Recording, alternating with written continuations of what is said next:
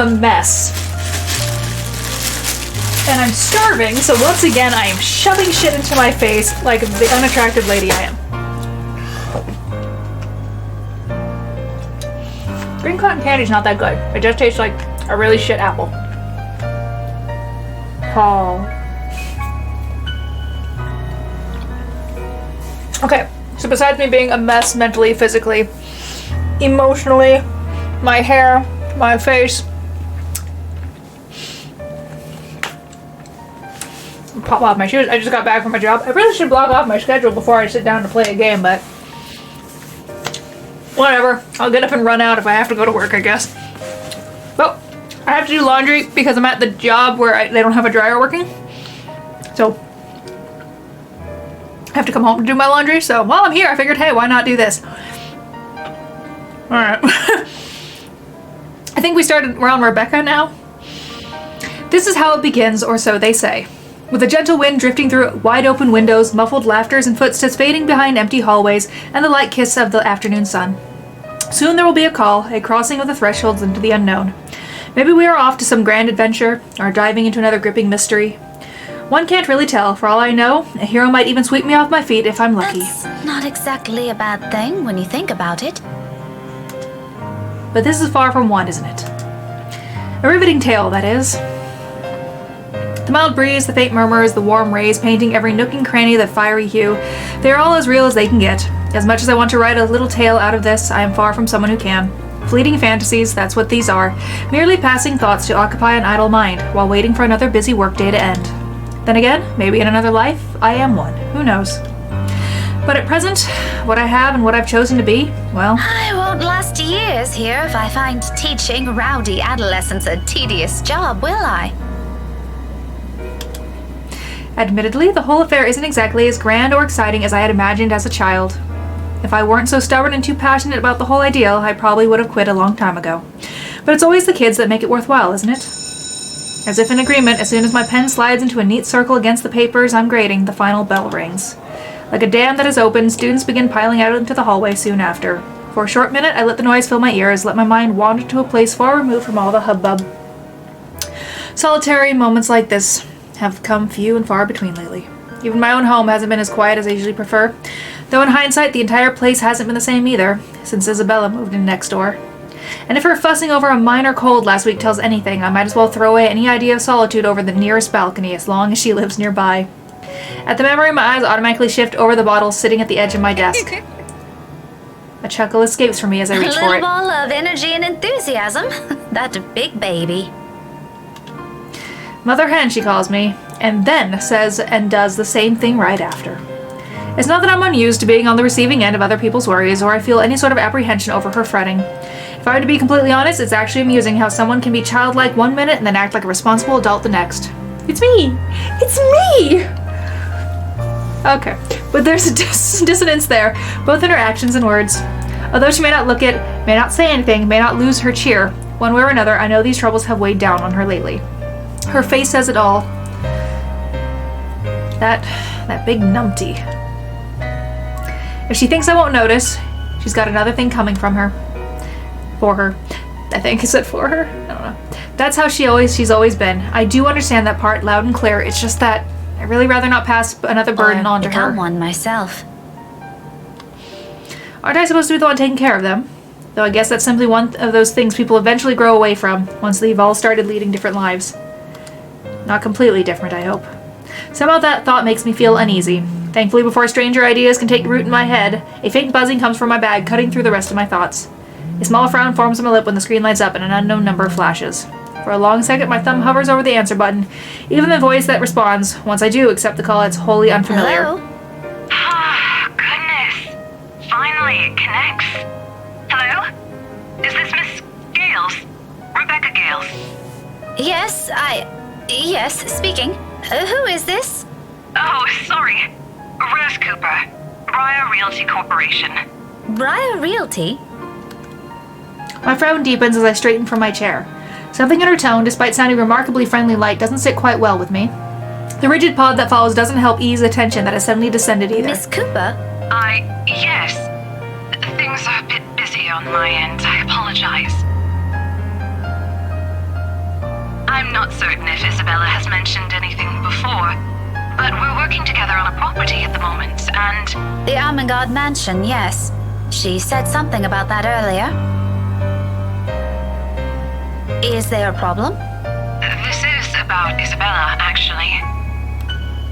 She wastes no time relaying everything.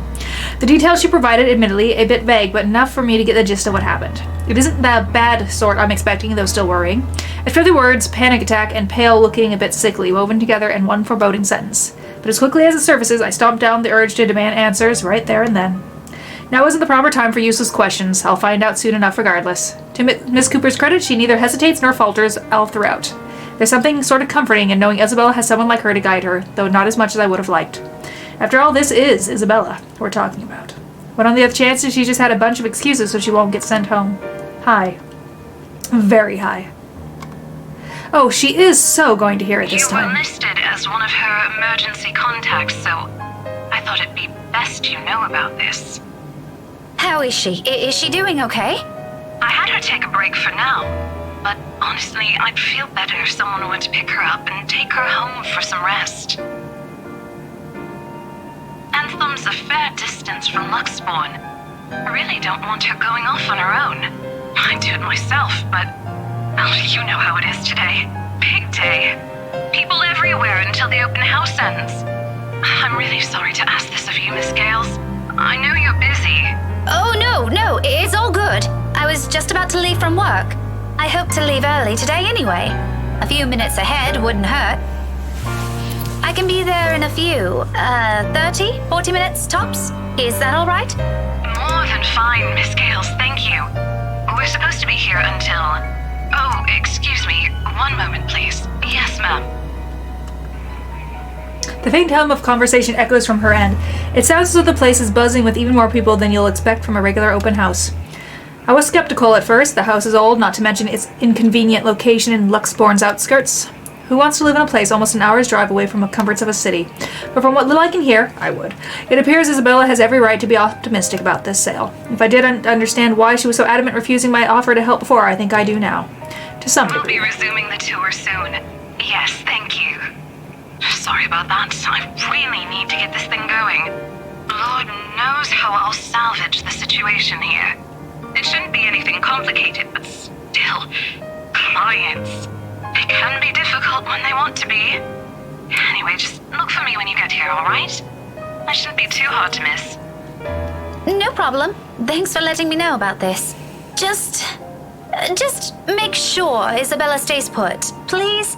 Heaven knows how stubborn that girl can be. Oh, believe me, I know. Don't worry about it. I'll have a few of our staff keep an eye on her for me until you get here. That's all I'm asking. I appreciate it. The whole thing ends on a surprisingly pleasant note. If only the same can be said for the news she brought. I allow a brief moment to piss.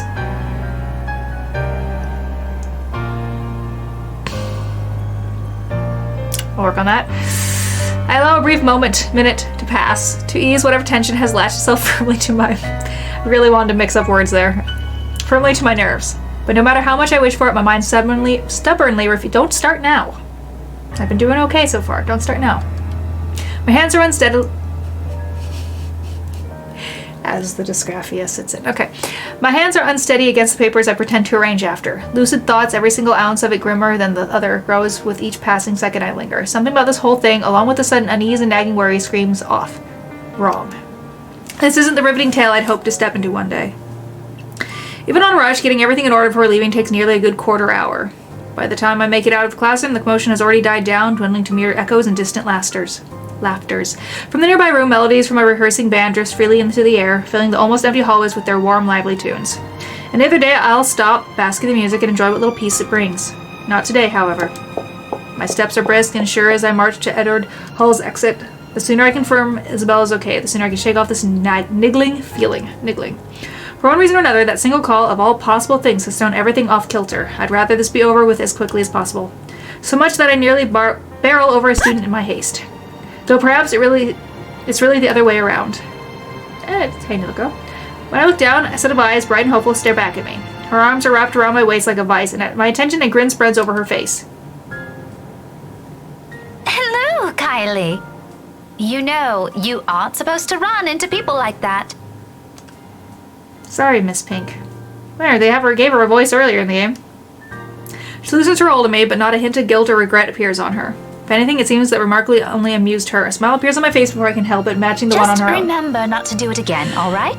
You could get hurt. You sound like my mama when she's scolding Rowan, Miss Pink. I'm sure your mama only means well. I know she'll be worried sick if one of you were to get hurt. Where's your brother anyway? Aren't you two supposed to be heading home now? Rowan said he's got some stuff he needs to do before we go. I think he's taking too long. But he promised to buy me jelly babies today if I keep what he's doing a secret from Mama and Papa. Any chance you'll tell Miss Pink about it? She shakes her head, both her hands going to her mouth as if to keep the precious secret from spilling out. I promise. He said it's for Tia Luke. Oh, something like a gift? Like a deal. Tio promised to take him somewhere cool when he's old enough. Rowan's gonna prove he's a grown-up. Laughter slips free from my lips. The teacher in me wants to give whoever this Tio is a reprimand for bringing about this kind of behavior in children. But if both Siraz's kids are so fond of him, there shouldn't be anything to worry about, yes? At any rate, they're nothing but well-behaved, both Kylie and her brother. Rowan, the eldest, may have an occasional odd streak in and out of class, but their parents taught them well. I see no reason to cast any suspicion on bad behavior on them. As long as it isn't anything dangerous, all right? It's not. Cross my heart. They're gonna go to the Ermengarde mansion, I bet you. I feel like there's something on my face. It's because there probably is. My drawings are a lot prettier than what he's doing anyway. Tio said so. Everything itches. Do you want to see? I drew one earlier at class. Is that why you're here? Not really. I was gonna show it to my friend first. But since it's you, I'm sure she wouldn't mind if you see it before she does.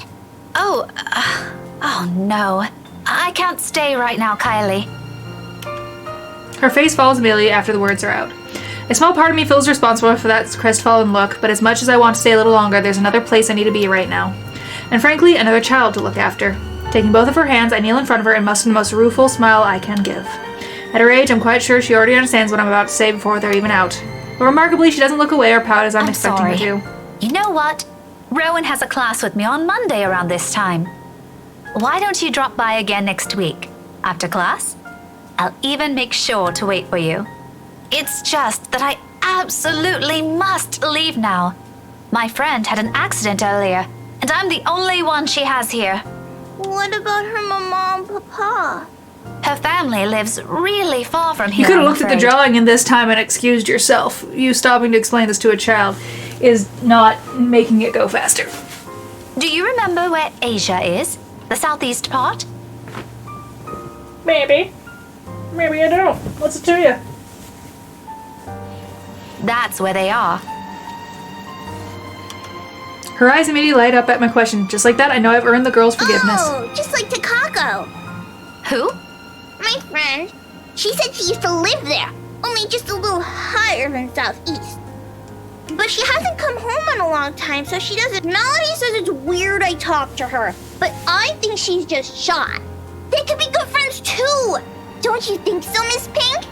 Maybe if you introduce them properly, they will be. That's what I think.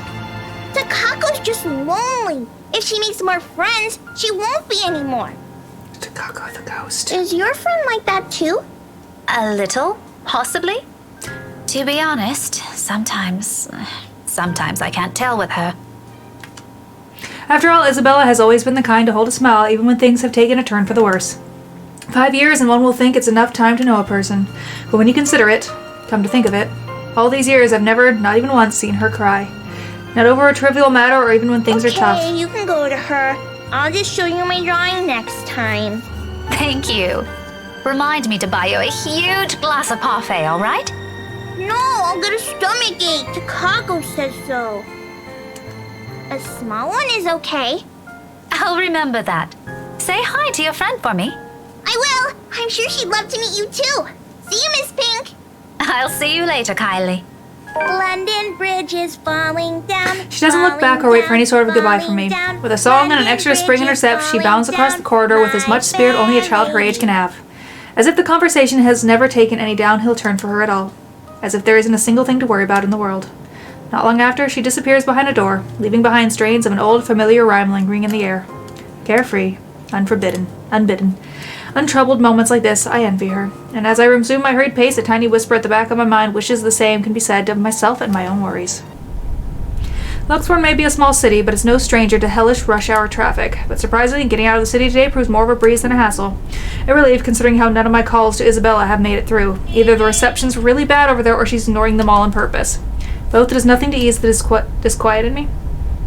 The rest of my drive passes without much incident as soon as I'm out of the busy streets. In less than 30 minutes, the mansion looms ahead of me. For all the fuss Isabella made about the house, it remains a thing of beauty. Unlike Luxbourne, the estate and nearby Enslem village stand as its complete opposite. Living and breathing the songs of the old, whispers of the once booming haven lingering in the air. Contemporary convenience aside, it's a place I'm glad modernization hasn't wholly touched. It's just a shame the locals know more of the silly hearsay than the history itself. If I could only knock some sense into these people! Sadly, complaining is all I can afford to do. As much as I want to give them a piece of my mind, it isn't why I'm here. I don't think these rich types will appreciate getting a lecture from me either. I have as much business with them as they have me. With a heavy sigh, I gave myself one last second to take it in the scenery before heading up to the main entrance. Most of the guests are already heading out, though some still linger. It's mainly just to take photos of the house facade or its various room.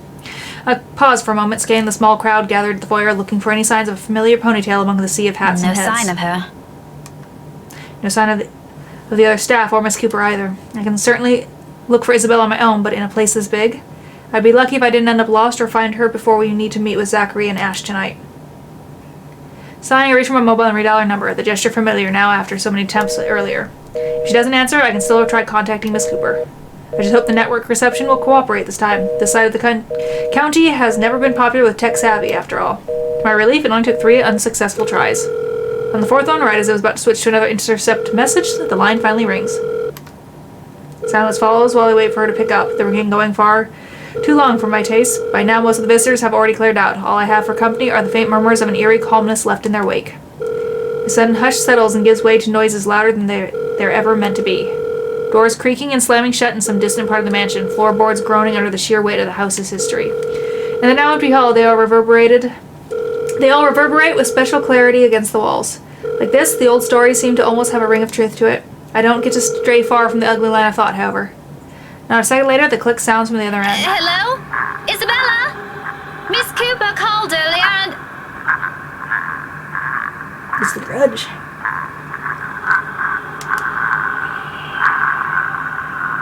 Isabella? Belle? Are you alright? Without any warning, the call gets cut off. Busy notes blare sharply against the heavy silence. But above the noise cutting through the mute air remains the faint cries of a woman, from beyond the foyer. My hands fall to my side as I cast a wary look around, waiting for someone to come running. Surely I can't be the only one here hearing this. There must be some other staff hanging around, checking things out. But no one does. Not even when her sobs turn more frantic in anguish. Excuse me? Hello?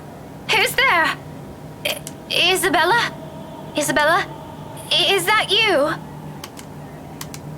No answer. Growing anxious, I amble over where her cries come from, each step slow and cautious towards the door on the other end of the room. While I'm far from someone who readily gives into fear or stories lacking factual basis, the vague, restless feeling I had earlier immediately returns to me. And despite myself, my heart begins to race and my breathing quickens. Belle, it's me. Miss Cooper called. Is everything okay? Abruptly, all of it stops. My whole body tenses, mouth dragging in a ragged breath, ears straining for any other sound to come yet from the other side. But nothing follows. Instead, the quiet only lends way itself into the heavy tension in the air, as if every small movement will disturb the fragile stillness hanging in the room. I wait for another second. Then, with a caution, I reach for the knob. My fingers barely graze the brass handle when a hand falls on my shoulder. I am so sorry. I didn't mean to startle you. Still reeling, my gaze shifts back to the door, as if at any second now the cries will start again, or whoever's inside will burst out into the room. But I don't get to dwell on these. The woman's worried voice breaks through the haze in my mind again, oddly soothing in the thick of my unease.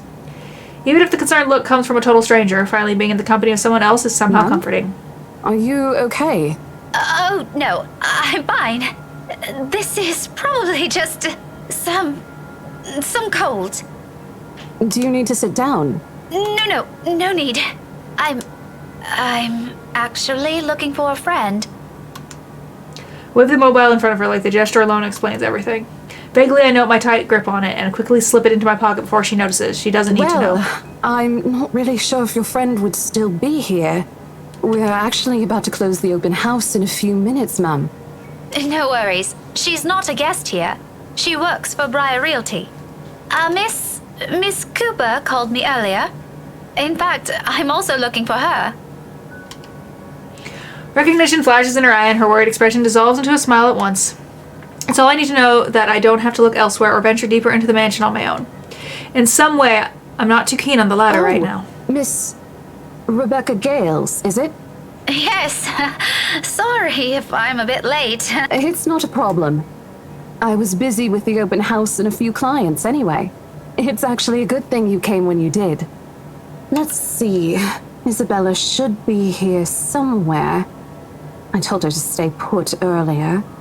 Girl never listen. Rose? Rosie? May I have a minute? There's just this one little thing before we go. Miss Cooper's head immediately snaps up at the voice. In a blink, a different kind of smile spreads on her face. A smile still. Friendly even, but the kind given mainly for the sake of pleasing other people rather than making friends. Yes, ma'am. I'll be there in a few. It's an impressive thing, to say the least. The level of professionalism. I suppose working years in this kind of business trains you enough to be able to pull that off without batting an eye. It certainly didn't seem to have rubbed off on Isabella. Sorry, though. could you give me a second? I have to take care of this. Don't worry about it. I understand. I can wait a few more minutes. Clients, right? You won't hear anything from me. Priorities, you know? But if you want, you can stay at the parlor in the meantime. I think we have a few refreshments left. No, thank you. I'm going out with a few friends after this. Isabella's supposed to join us too. But that depends on how she's doing, of course. All right, this won't be long, I promise. She throws me an apologetic look before sauntering over the small group gathered at the entrance. A couple are siblings, and another woman probably their secretary. Either way, they look no different from the other guests. All three of them primly dressed, albeit in a manner significantly simpler than the others, no frills, no extravagance of any form. But their gestures and movements alone speak volumes of their ingrained lifestyle. In their presence, I do what I can to appear inconspicuous on my side of the foyer. Maybe accepting Mrs. Cooper's offer would have been a much better choice than standing around awkwardly and gaping at them. All while also attempting my best not to listen on the conversation, although that one proves more difficult with how enthusiastic the blonde woman is. Her voice easily echoes through the walls with only the five of us here. Pretty soon I find myself being drawn into their talk without a meaning to. First thing in the morning. First thing in the morning, ma'am. The minute they talk isn't what catches my attention, Well, however. we'll have our lawyers prepare everything as soon as possible.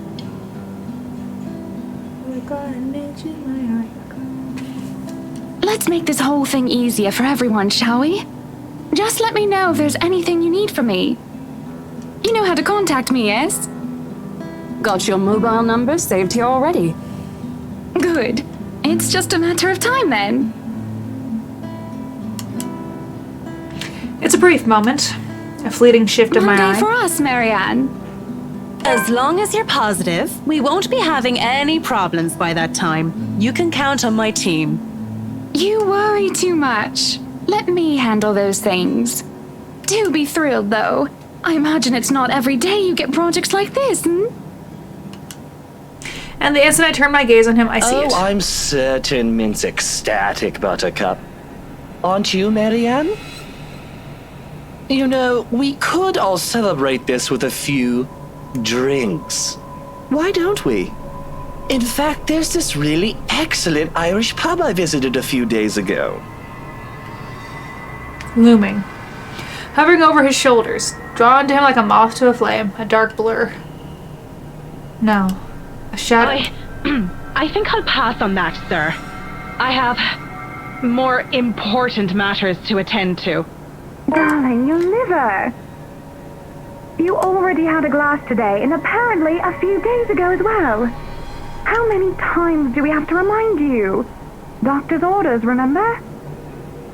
What a shame. You never let me do anything fun.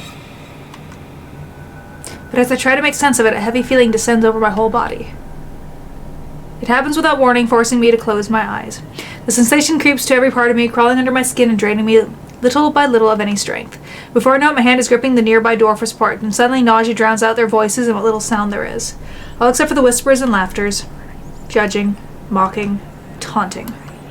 Muffled, inaudible words bearing down on me like a death sentence. They wrap around my neck and limbs, binding tightly with every syllable, every utterance. With each draw of breath I take, they drag me down slowly, almost painfully, into a bottomless abyss. On, and on, and on, till the sounds turn into mere distant echoes. Until suddenly it shatters. What are we waiting for? Are we done here? His voice rips through the fog like a sharp blade, and my eyes snap open. When I look to them again, he's Just gone. a second, darling. Send my regards to Isabel, please. Poor girl. Please let her know she doesn't have to worry and tell her to get some rest. Anyway, we're looking forward to seeing you tomorrow. Likewise, ma'am. No shadows or dark clouds. Only amicable smiles and cordial handshakes, the usual pleasantries as Miss Cooper leads them out of the mansion like a graceful host. None of the group seems to have noticed it, and even as I force my breath to calm down, keep my eyes strained on their backs and wait for something to happen, it doesn't come back. She returns a moment later. Gently, she closes the great doors behind her, but there's a smile on her lips and an extra skip in her step when she walks back to me. Whatever she was discussing with the group has put her in a good mood. Even she appears to have not observed anything odd. Was I just seeing things? Glad that was over. It's been a long day. I thought for sure we're going to... Hey, are you sure you're doing okay? You look a bit green. It's all good. I'm actually still recovering from a cold. Weather's been crazy lately. That must be it. The weather, the stupid cold, and the friendly warnings I'm too stubborn to listen to. As much as I hate to admit it, Isabella's right. I was and still am a little feverish when she visited me at school this morning. The medicine helped, of course, but only some. Though it's not like I can't function, I did get better after lunch and was able to go through my schedule like usual. Now I'm not so sure. However, I can't keep acting like I've seen some sort of apparition when it's anything but. I simply must have listened too many times to Isabella last week. My fever-muddled mind has started to confuse things. If this doesn't let up, I just need another visit to my doctor, plain and simple. Though I do hope it won't get worse. We did promise to watch Zachary's film I know together. what you mean. I've been complaining to Isabel. It doesn't seem to affect her much, though.